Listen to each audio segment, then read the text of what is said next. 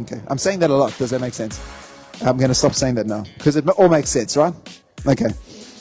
If I say it again, just say you said it again. Okay. Sometimes I say amen like too many times.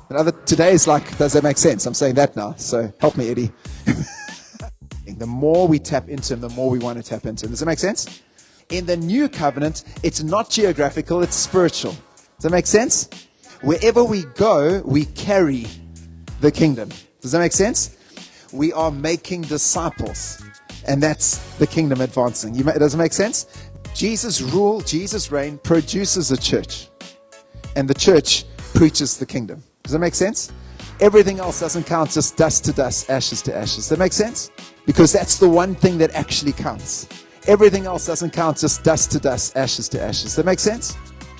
In spite of how the 24 hours in a day just seem to just go by. Does that make sense? What this upward relationship has to be outworked this way.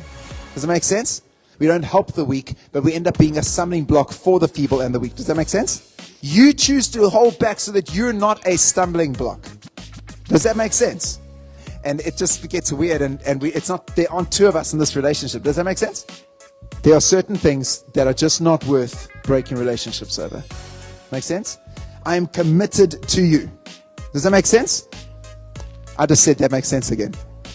Oh my goodness. And I invite you to speak into my life so that I can more effectively follow Jesus. Does that make sense?